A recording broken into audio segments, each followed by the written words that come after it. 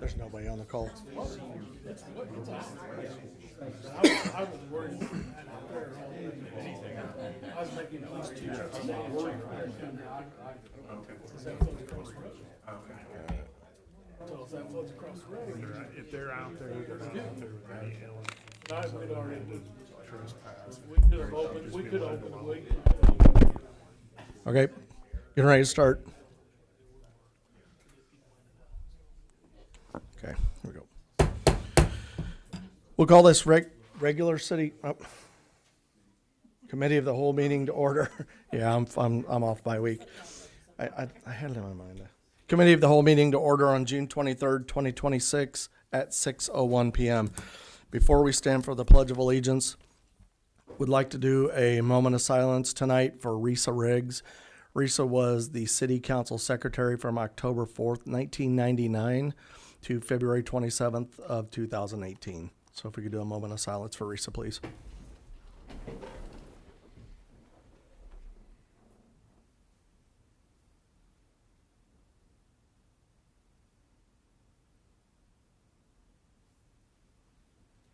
Pledge allegiance to the flag of the United States of America and to the republic for which it stands, one nation, under God, indivisible, with liberty and justice for all.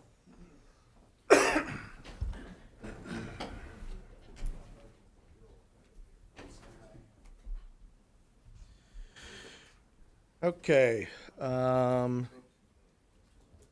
anybody like to speak under public participation this evening? Okay, for the record, there is no public participation. The first item up is request to permit Copper and Oak, Saturday, June 20th, 2026. This is obviously already taken place, but placing it on agenda for the sake of voting on it. Is everybody okay placing this on the consent agenda? Okay. On the consent agenda. Next item is item number 5, engineering services work order number 20, Crawford, Murphy, and Tilly. Shane, are you going to speak to this, or Andrew? Or Walt? This is the engineering agreement for this year's curb and sidewalk project. Anything else to Pretty simple. council have questions for Mr. Landers on this one? Okay. Place this on the regular agenda? Okay. Place item number 5 on the regular agenda. Next up is item number 6, resolution MFT resurfacing, section 26-00099-00-RS. Mr. Landers? This is the resolution through IDOT so we can use MFT funds to do our mill and overlay resurfacing this year. Questions for Mr. Landers? Mr. Bateman? Are we doing, we'd love to do it every year, but are we doing any this year because of Tremont Street or? Yes, that's what this is for. Can you speak to what's in it for the record? There's several blocks on Clinton Street and 2 blocks on Walnut Street that we're proposing. We just don't know where the budget's gonna fall and how much we'll be able to do at this point. Okay. Any other questions for Mr. Landers on this? Mr. Parrott? Okay. Place this on the regular agenda? Okay. And if you do have any questions, please be sure to get with Mr. Landers this week. He can answer those for you regarding that topic. Okay, next item is item number 7, Campus View Drive Sewer. Mr. Bounds. All right, I hope you've all had a chance to read this memo. It has got quite a lot going on in it. What we are looking to do is to shave as much time from an administrative perspective as we can by passing the memo as written. It will grant the authority to the mayor to sign all documents in relation to the Campus View Drive project once all easements, construction easements, anything that is necessary prior to has been obtained. It will also grant City Attorney Hoblet the ability to enter into agreement with the homeowners out there as part of the easements and as part of the connection.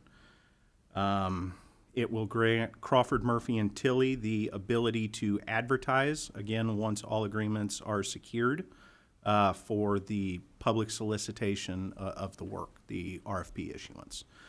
Allows the mayor to enter into the agreement with the, gotta say this right, low responsive responsible bidder. That will be the terminology used in it. And finally, the one thing that we haven't discussed significantly publicly as part of this project yet, the connection costs for the homeowners. We are proposing a $250,000 fund be allocated to this project that will have a repayment structure with every individual house that wants to take advantage of it.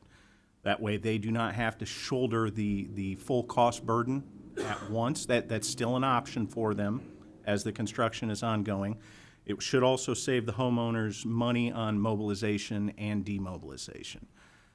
That fund and the funds that would be allocated to each individual homeowner would come back as a repayment structure as outlined by City Attorney Hoblet. There are two methods of doing that, whether we go with a mechanical lien or a special taxing district.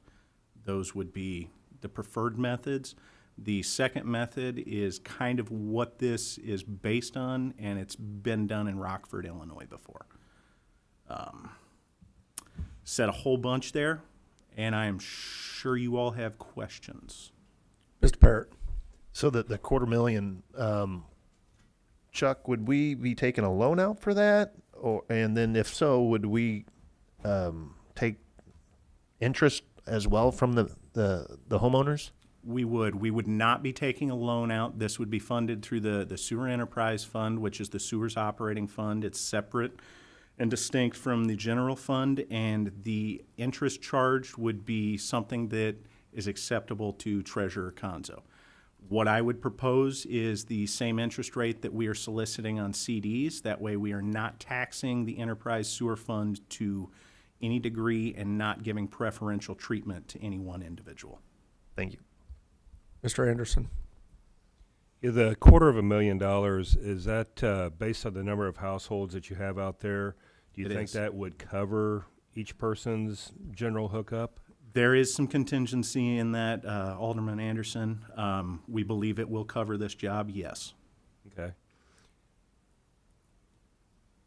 Mr. Becky and then Mr. Parrott. So then each homeowner out there would have a choice to go in through the city for that amount to pay that back. And then their other choice would be to finance it themselves or pay it themselves outright. Or a third option and not connecting to the new sewer, which would not be advisable. But they would have no other option then, right? I mean, Correct. yeah. So then, and for clarification, so most of those homes, the sewer is on the opposite side of their homes, or are they mixed? Some are in back where we plan on going a new route, or are they kind of like both ways? It's both kind of. The sewers are both on the current Open Arms Church side, if that makes sense. But I do believe delineation between front and back switches between the 100 block, 200, and 300 block. I believe we have two experts here in the room tonight for clarification on that. And then what would you estimate the cost for, is it going to be different for each household depending on their circumstances? They will be. So for those of you that are unfamiliar with T&M, it's time and materials. It's based on the specific amount of time spent on a job by how much labor is and what the materials cost. Is that like maybe a $10,000 average? Could they count on Little that? north of that, but you're pretty close. Mr. Parrott and then Mr. Bateman. So then would they hook up during the process of putting in the new sewer, or would they have the opportunity to choose a provider for that type of service at some point when they decide to do it? Entirely at the homeowner's discretion. The idea being that we have a contractor on site. You're not going to pay to mob in, demob. They've already got the workers there. So they would just be picking up work that is potentially already allocated, just requires the execution of an agreement between the city and the property owner. That would probably be the cheaper way of doing it. It would absolutely be the cheaper way. Mr. Bateman. So that kind of answered the question, because coming up with this idea was, and to answer Mr. Becky, some of the houses that have basements or crawl spaces, the majority of those homes comes out the opposite side that the sewer is on now. So if you have a basement or crawl space, it might be something as simple as just changing the angle of your pipes underneath the house to go out the front instead of the back. But there is some slab homes out there that potentially would have to still come out the back and then go around the house. So in order to try to save these people some money and to speed up the process, the idea was that once we go out for bid for this project, they would technically more or less give us two separate bids, one for laying in the main sewer line, the other one on what they would estimate hooking up each house to. That way we would have a number to work off of. And then there's the sewer grant that we have. That would take, they could take advantage of some of that and they would pay the difference. But the main crux of it is, like he said, once they've got excavators and boring machines and all that on site, at that point, each homeowner could hook up, take advantage of the grant, do whatever repayment plan they program, and I'm sure the treasurer would like if they just write us a check and pay it off, but, It's better. But, we just want to give them all the options because we are the one that's moving the utility to make it better for them. So we're just trying to make it easiest on them. Yeah, Mr. Bateman brought up a good point. The sewer, he mentioned the grant program. It's the sewer rebate program that the council implemented. I think it's been 2 or 3 years ago. And Andrew, how many applicants have we had for that handful? I think we're working on our 10th right now. Yeah. So, Mr. Becky. Then do the homeowners then, even though they use whatever function they decide to work with, whatever choice, then they own it from their home to the main line, right? So they own that line. That won't change any way, shape, or form. That's already laid out within ordinance within the That would city. be the same. All the way to the tap. Homeowners are responsible all the way up to and including their tap. Gotcha. Okay. Yep. What other questions do you have? Mr. Anderson? So do we have all the agreements with the landowners out there and everything? Is everything signed? Are we ready to move forward with this? No, that's part of why it's phrased the way it is, Mr. Anderson, that we are at a holding point on one specific issue that we expect to be resolved quickly. We're trying to, the point of the conversation for the last couple of weeks is, since we're always in a holding pattern, trying to get ahead of the game. We're going to have to go out for bid anyway. We may not have all the specific language down, but we got 90% of it to where that we can get a bid, so we're not just waiting on documents to get signed and back and forth and that, and then we go out for bid, because this is a ticking time bomb out there with their sewer line. So we're just trying to get proactive to be ahead of the game. So when we do get the go, no-go paperwork, we're a few steps ahead. Yeah, and we'll update the council once that outstanding issue's been resolved. Bless you. Any other questions? Okay, we okay placing this on the regular agenda? Okay. Place item number 7 on the regular agenda. Okay, next item up is item number 8, Economic Development Commission grant approvals. In the packet, you will see that the grant commission reviewed 4 applications last week. They are for the Lincoln Art Institute at 112 South McLean Street for roof recoating and repair. The amount requested was $7,500. The Oasis Senior Center at 2810 Woodlawn Road for tuck pointing repairs. The amount approved was not to exceed $6,500. John Roche at 1122 Keokuk Street for roof replacement. The not to exceed amount is $7,500. and Katie Davis at 509 North Chicago Street for garage door replacement. And the not to exceed amount on that one is $5,314.54.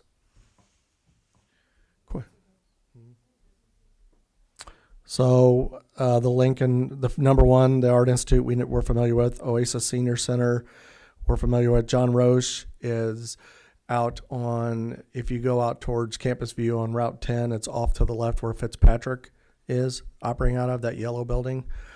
And then the 509 North Chicago Street is, I believe it is a rental facility out there, if I'm not mistaken.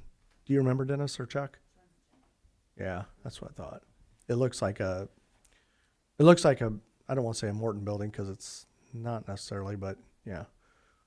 So, and that question did come up because I saw the look on Steve's face when I read that.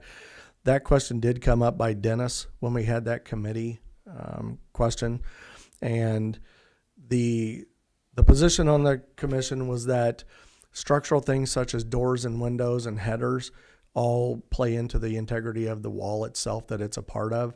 We have approved those in the past before, and that's why we moved forward with that one. Ms. McClellan. Have they always had the not to exceed? They're asking for 7,500, but not to exceed 5,314. I thought that was It is a little odd on here. yeah. The not to exceed was the bid amount that they're going with, essentially. All grants are up to $7,500. So that's why it's read that way. And the same with item number 2. Their bid is $6,500. So there's a potential that they might go over. So they're asking for 7,500. So that's why Nope, it's not to exceed that specific amount. So if you approve this, that's what they would be held to. There wouldn't be any buffer. Yeah. right. I just thought it's, 500. but they're requesting 7,500. I just thought that was different. What's that? The ones that are requesting 7,500, that's the limit of the The grant. grant. So we can't give them any more than that. I see what Robin's saying though. She's saying on here it says amount requested 7,500 and then requesting you to approve not more than 5,314. Yeah. I think that's different. just some language that's been in the grant and the way it's written. But the not to exceed amount is That's what what the we're- commission is recommending approval of. Okay. Which is the 6,500 and the 5,314. Correct. We can make that clear in And we should future make ones. that clear in the, Yeah, we can clear that up. And this is a matching, just matching? No, this is not. This is the grant where they can get up to $7,500 for a commercial property, and they can do it for 3 years in a row. It used to be per address, and now it's per parcel. So the grant, it's been modified a little bit over time. To It's also a reimbursement. They have Yeah. to spend the money first, bring in the canceled check, work completed, West looks at it, and then we reimburse. yeah, the other one that's reimbursable would be the facade grants. That's up to 20,000, reimbursable up to 10. that's matching. Yeah. Okay, any questions on these? Okay, to place them on the regular agenda? Okay. Place item number 8 on the regular agenda. Okay, next up, item number 9, ordinance adopting amendment number 1 to appropriation ordinance. Mr. Conzo. Thank you, Mayor. I think you've all received copies of this. I sent out an updated copy of it, I believe it was a couple of days ago. As those of you who've been here a while are familiar with the appropriation process and what happens, and oftentimes, or from time to time, is within a certain sub-fund, we may have needed to spend more than what we had appropriated for that line. State law enables us to address that by transferring money in the appropriation lines within that sub-fund, which is why you see the, for example, building and zoning has a fund, there's minimal amounts of money there. All of these really are very minimal amounts, and in all cases, they are less than the total amount spent within those some sub-funds is less than the amount that was appropriated for those sub-funds. So this is simply moving it from one line to another to be in compliance with Illinois state law. There'll be a second amendment, amendment number 2 at the next meeting, which will be a little bit briefer than this one. Address a couple of very specific things. Mr. Parrott? So, Treasurer, what's the anticipation dollar amount to go above what was budgeted? That I'd have to go back and look at, and I know you had asked about that previously. What I'm attempting to do here, we're reclassifying some things too that were paid at the time and probably should have been paid out of different lines for a variety of reasons. So I expect before we address the next the appropriation for this coming year, I should be able to tell you what you want to know, what was spent, what was budgeted, and what was appropriated. If I understand what you need to know. Yes, thank you. Yes. Other questions for Mr. Conzo? Okay, Mr. Becky? Mr. Conzo, the amendment email that you had sent out, what were the primary differences between those? Because I was trying to match Well, those. primary difference is there's standardized language that goes with it. What I sent the first time was just the particulars of the body of the changes, or the description and listing of the changes. It did not have the ordinance language with it. Also, there was one thing that was paid in ahead, should have been paid in the current fiscal year. We inadvertently we paid it early. We paid it in the last fiscal year. So we exceeded the appropriation for that year, but as a result of that, we're going to be under that for the current year. And so it was necessary to explain that, and I added that into that. That's the only thing in the description of the amendments to the lines in the amendment. That's the only thing that was different. The rest of it is the ordinance language that accompanied it on the second email. Mr. Parrott? So, Treasurer, so when we go over the appropriation, how does that work? Well, we haven't had to deal with that very often, but when we do, we have to have a good reason for it. And if you recall, going back about a year, we had a certain property that caught fire and was damaged beyond the point where it could be repaired. The result of that is the city had to absorb the cost of tearing that building down. Well, we had no way of anticipating that when the appropriation was drawn up or when it was voted on. So the result, there is provision in the statutes to cover those kind of things. And in that particular case, it's a matter of public safety. So if you have things like that or other things that can't be possibly anticipated at the time, you can address those with a accompanying memo with the appropriation ordinance. Or the appropriation amendment, I should say. Okay, other questions for Mr. Conzo? Okay, place this on the regular agenda. Okay, we'll place item number 9 on the regular agenda. Okay, before we get to announcements, I have one walk-on topic. I do too. Oh, do you? Do you want to go ahead since you've had the floor? Oh, Go ahead, okay. Mr. Conzo. Yeah, we have a certificate of deposit, which is within the sewer O&M fund that is about to mature. It's a 7-month certificate of deposit at Tremont First National Bank. They, as other banks have done and are doing, offer a special renewal rate, which is a bit higher than what you would normally be able to obtain that interest rate. The best one they have is for another 7 months, and it's also at 3.47%. Now, the date that this matures is on the 28th of June, which is very soon, which is prior to the next voting meeting. My recommendation would be to renew it at 3.47% for the term of 7 months.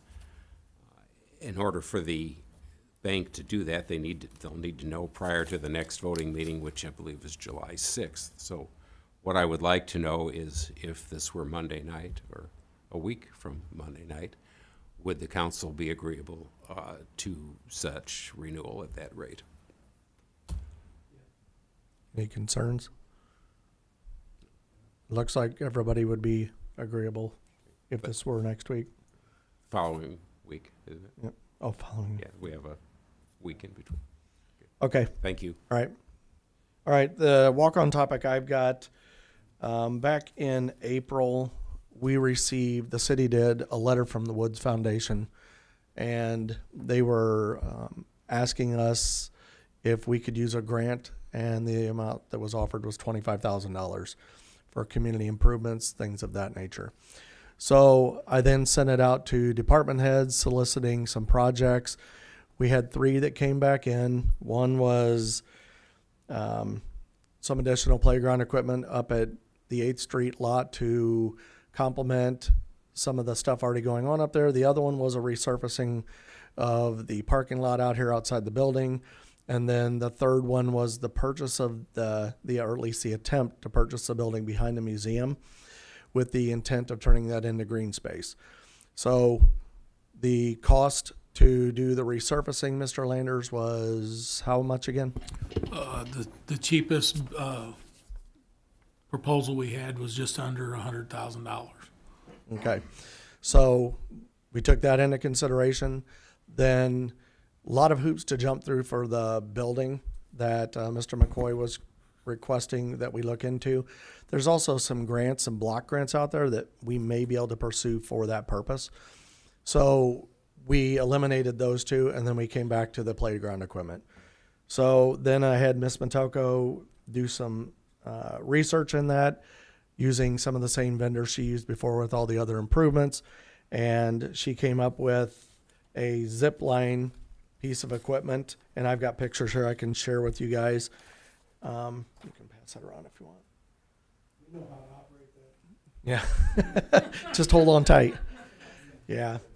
So the cost of the equipment, the cost of that playground design is $21,073, which puts us under the amount, but we have to pay for installation of the equipment and the timbers and stuff around there, which that was $12,600, which brings the total amount to $33,673. So it is $8,673 greater than the grant amount. We went ahead and submitted the grant, and we got a letter back from the Woods Foundation on the 15th, and it indicates that because the total cost of the project exceeds the approved grant amount, they would like documentation confirming that the city council approves funding for the remaining project costs. So then I had Ms. Matoko speak with Mr. Conzo. They had a conversation today about this. We do have a community improvements line that has already been in the budget, has been approved by the council, and there is more than adequate funds in that account to earmark a not to exceed amount of $10,000 for the purchase of this equipment contingent upon receiving the grant. So that's where we're at on that. Thoughts from the council, or Mr. Conzo, you can go. Yeah, also contingent upon the appropriation, which would require amending the budget by $5,000. Yep. There is some in there to cover it, but there would need to be an additional $5,000.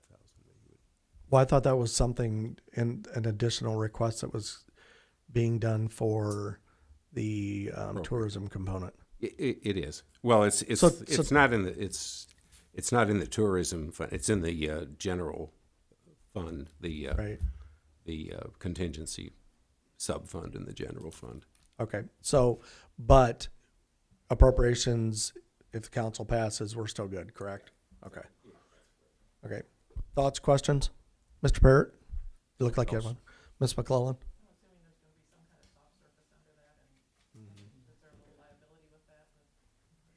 Same materials that we'd be using at the other parks. That document actually, oh no, has a safety surfacing. Yeah, it's mounting, safety surfacing, the border timbers, that's all included in here. So, yep. Other questions? We'll be at the 8th Street lot. The idea was that, so we've got a pavilion going up, we've got the dog park. We saw this a lot when we did movie night, the last 2 movies last year, was that kids get there early and they're playing and they're throwing footballs and they're doing stuff and eating beforehand.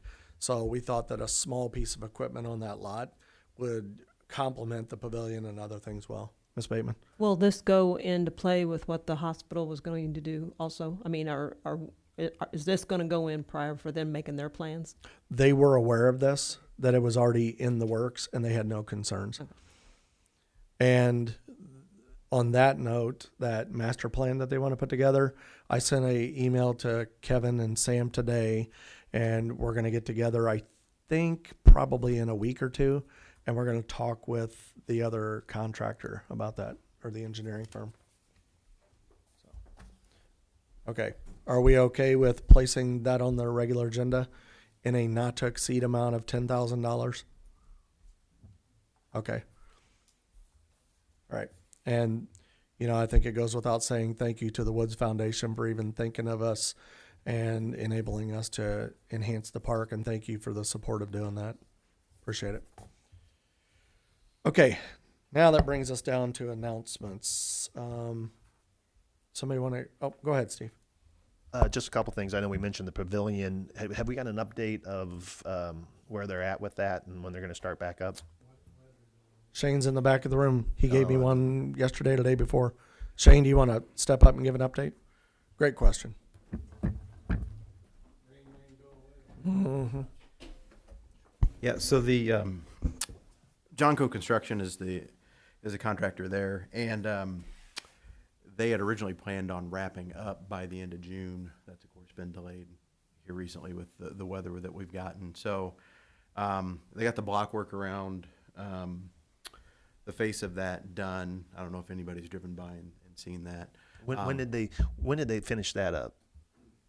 Week before last. Okay. All right. Thank you. So that work was done, and then with the rain and that, it delayed. They were going to pour the concrete slab next, and of course, as contractors schedule out work, you know, they get behind because of weather and everything else. They were going to go ahead and start erecting the steel structure this past Monday, just yesterday. But with the rain over the weekend, they thought the ground was going to be too soft for the crane that they wanted to bring in. So they're trying.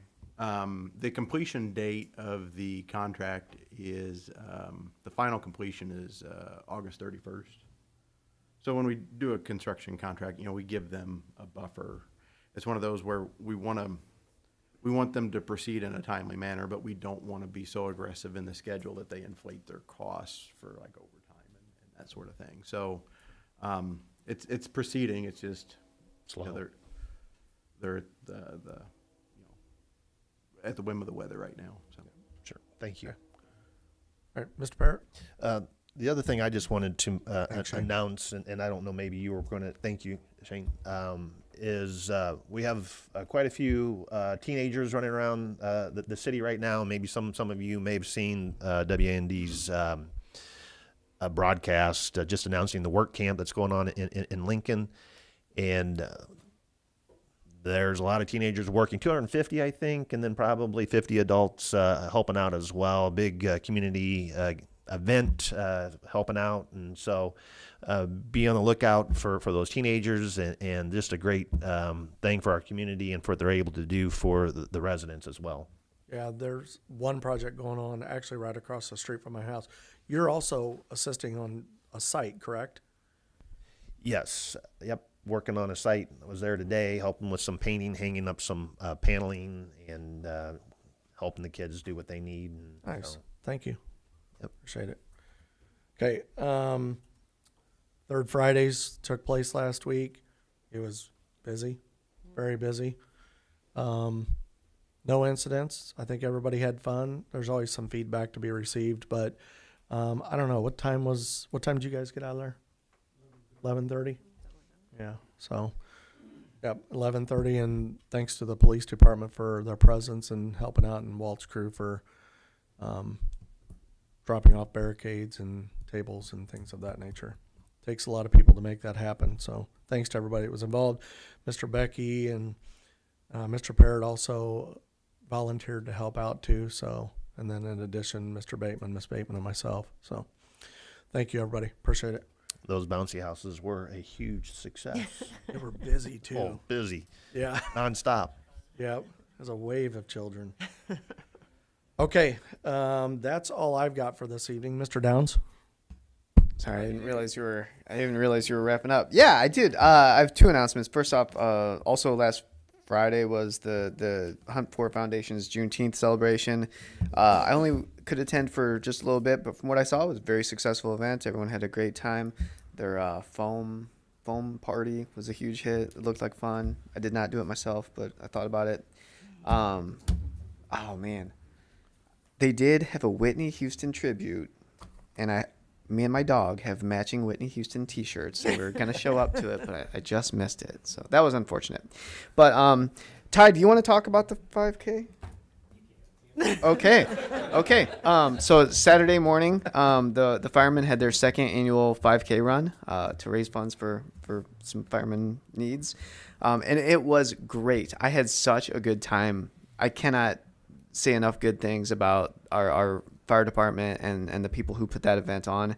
It was great. The attendance, they over doubled the amount of runners from last year. They had like complimentary drinks from Loco Nutrition. Like the t-shirts were cool. Everything about it was a great event. The only bad part was I did not win. It was close. But no, you guys did not tell me how fast Ty was. That guy is a machine. Well, hey, we did all right. But it was a great event, and I highly encourage everyone in the community to come sign up for it next year. Ty, I heard that a 12-year-old beat you. That is correct. Well, you can always lean on that. That's okay. That's acceptable. At least you ran. Okay. Thanks, Sam. Mr. Barrett? Also on Saturday out at the mill, we had a tremendous success with the car show, with the sails of the blades being turned back on, and still tweaking it a little bit. So it should be back on Wednesday. We need to cut some gutter off and make sure that the blades aren't gonna, when there's big winds and stuff, it's not gonna be hitting against the gutters and all that. So lights are looking great out there. Tremendous success. You missed out on your schnitzel if you didn't come out, and just real good attendance. Thank you for everyone that came. Yeah. And on that note, you might have seen that the mural went up across the street from the museum last week, and so it looks great. I'm just actually very excited about the wall being painted. That wall's needed painted for a long time. So the mural looks great. And then also just an update for the council and people watching with the wagon. So the wagon has been relocated. There is some damage to one of the wheels. One's actually going to have an extensive reconstruction. So you might not see all the wheels on it immediately. Some other things taking place. The signs are still out at the old site, the wayfinding signs. Walt's crew is going to basically go out and get them and bring them back to his building until we're ready to put them up at the new site. And then you'll see the Lincoln letters and a new sidewalk, because I've seen this online a lot, so I think it's worth mentioning. The site where the wagon is ADA compliant. They can pull into the parking lot. They can get out of their vehicle. He is building a sidewalk that will make it even more accessible than it already is along the parking lot side of it. And then while he's doing that, he's going to pour the foundation for the Lincoln letters, and then they'll get relocated, and then we'll shift the donut down for Mela Cream as well. So a lot of pieces going on down there. Mixed reviews on the move itself, but it was done for all the right reasons, and hopefully people understand that. Mr. Parrott? And just for clarification, the wheel being damaged was not in the move itself, but it was because of some rot. Correct. Yep. Yeah, there's that wagon needs a little TLC. It's almost 20 years old, so needs a little love. It'll be better protected in its new location rather than out there where it was before. Yeah, it will. So less vandalism. Yep, I agree. So okay, Mr. Becky. I would like to add on the Together for Lincoln, or the Work Camp for Lincoln. Yeah, sure, go ahead. It was 6 years ago. Todd Henry and myself brought it to Lincoln, and it takes 2 years in order to do that. But I would like to give you a little more facts on like this because it's going on now. So I'll just read this. Sure. As it is. So So a major event began in Lincoln, Illinois yesterday and will go on every day this week, rain or shine, until this Friday, June 26th. This week has been prayed over and planned for the last 2 years, which included raising thousands of dollars to pay for all the building materials. It's called Work Camp for Lincoln 2026, organized by a Christian Jesus-centered ministry called Group Mission Trips out of Fort Collins, Colorado, in conjunction with our local Lincoln Capsule organization as what's called the host. Group Mission Trips has facilitated numerous camps for the past 36 years in the United States and abroad. This is the third work camp for Lincoln in the past 6 years. Each work camp takes 2 years of planning and organizing. Group Mission Trips facilitates the logistics for Lincoln's week-long work camp for the high schoolers who've made it here from Houston, Texas, Broken Arrow, Oklahoma, Vermont, and New Hampshire in order to work on Lincoln-Logan County homes for those in need.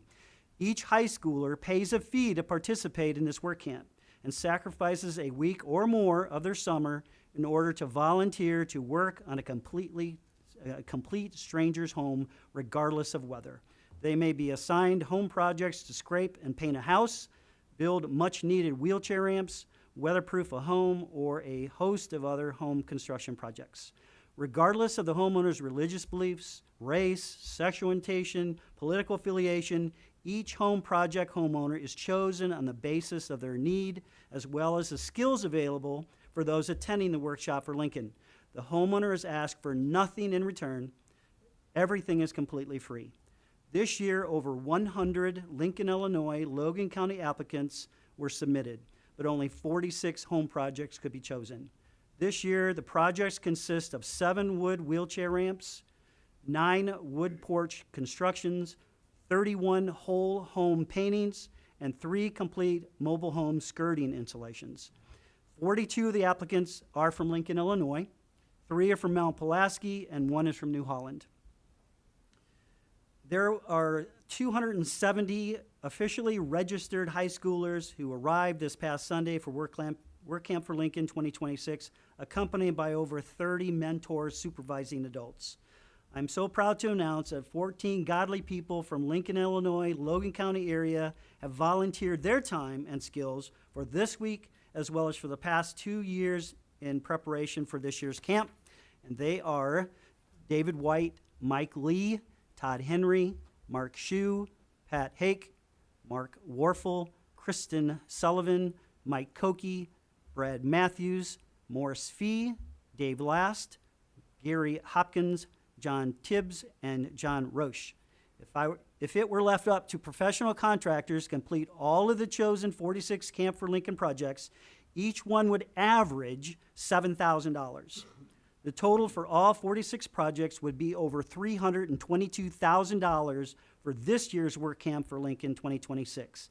Keep in mind, every one of those 46 projects will be completed in the next 3 days. This is an enormous blessing from God to the residents of Lincoln, Illinois, Logan County, the homeowners who are receiving this work who couldn't afford it, every high schooler volunteering their time, the young men and women from Group Mission Trips who came from all over the country to help organize this event, and all of the other men and women involved in making all this happen. So a big heartfelt thank you from Logan County and Lincoln, Illinois for what they've done. So thank you. Pretty remarkable. Yes, it is. It's a It blessing. is. Yep. Thank you for sharing all that. Okay, anybody else? Mr. Landers? Just like to give a quick update on Fifth Street. Both lanes have been paved, curb and gutter is in. They're currently working on connections for driveways and the Conley Road intersection. And they're looking to have that road open back up here in a couple weeks, maybe sooner, we hope. So I appreciate everyone's patience out there. I think everyone will be really pleased with the work that's been done so far. It's continued to be a working construction zone for a long time yet, but at least the traffic out west of town can use the eastbound lanes there to access Lincoln and not have to do a detour. So That's progress. really appreciate their patience out there. We had some concerns with flooding and stuff over the weekend due to Kickapoo Creek. It floods across the road, so we had a good contingency plan in place in case it did, to make sure that we took care of the people out there. Also, we have the pre-construction meeting for Tremont coming up Thursday. So look for that project to be started here pretty soon. Okay. And storm cleanup's ongoing. We're still going. It seems like we get one after the other. We get part of it cleaned up and it happens again, and then we gotta go back and start all over again. But the crews are working really hard and trying to get things cleaned up. So What about landfill hours? landfill hours are normal. Wednesdays and Saturdays 8 to 3:50. Okay, thank you. All right, any other questions? Any comments, announcements? Okay, if there are none, I will entertain a motion to adjourn. Motion to adjourn. Is there a second? Alderman Downs made the motion. Alderwoman O'Donohue second. All in favor say aye. Aye. All opposed, same sign. This meeting is adjourned at 6:46 PM. Next meeting in 2 weeks. Yes, next meeting is in 2 weeks.